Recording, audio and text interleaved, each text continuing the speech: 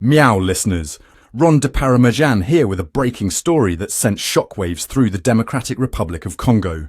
On October 3rd, 2024, at approximately 3:01 p.m. local time, a devastating tragedy unfolded on Lake Kivu near the port of Kituku. An overcrowded boat, carrying a staggering 278 passengers, capsized just 700 metres from shore, claiming at least 78 lives and leaving many more unaccounted for.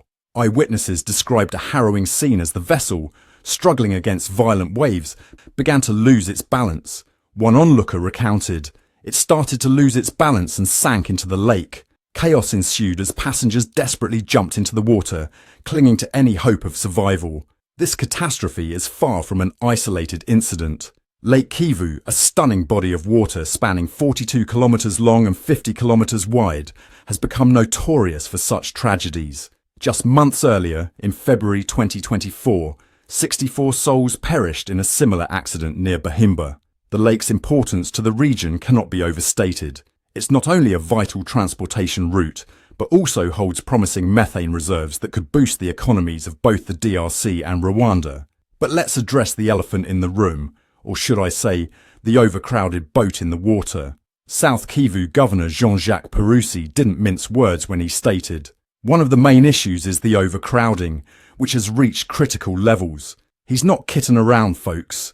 Boats meant for 30 passengers are routinely packed with nearly 100. It's a recipe for disaster that's been simmering for far too long. Now, you might be wondering why on earth people would risk their lives on these floating death traps. Well, it's not because they're feline adventurous. The harsh reality is that ongoing conflicts have made road travel perilous, forcing many to rely on water transport. It's a classic case of being caught between a rock and a wet place.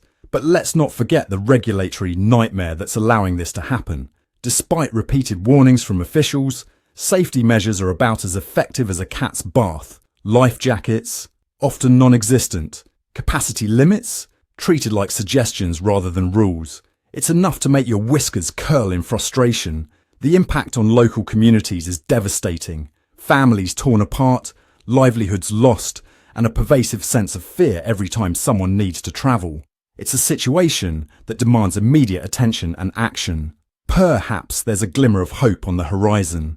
The Southern African Development Community has swooped in to lend a paw, providing resources for rescue efforts and safety improvements. But let's be real, this is a problem that needs more than a band-aid solution.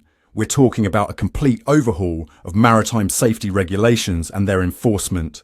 Governor Purusi has promised investigations and sanctions for violators, but without addressing the root causes, poverty, lack of infrastructure and ongoing conflicts, we're likely to see history repeat itself. Technological solutions could play a crucial role in preventing future tragedies.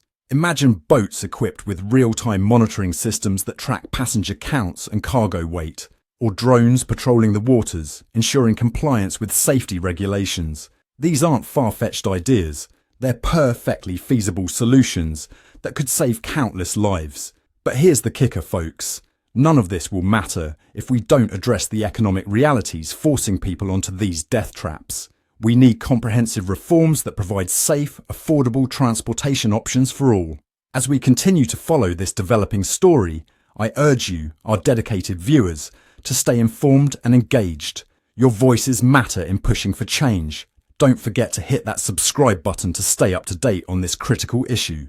Together we can help ensure that tragedies like this become a thing of the past. In the meantime, let's hope that the authorities in the DRC take this wake-up call seriously. It's time to stop pussyfooting around the issue and take decisive action. The lives of countless Congolese citizens depend on it. This has been Ron de Parmesan, bringing you the hard-hitting news that matters. Until next time, stay safe, stay informed, and remember, in the world of maritime safety, curiosity shouldn't have to kill the cat. Meow!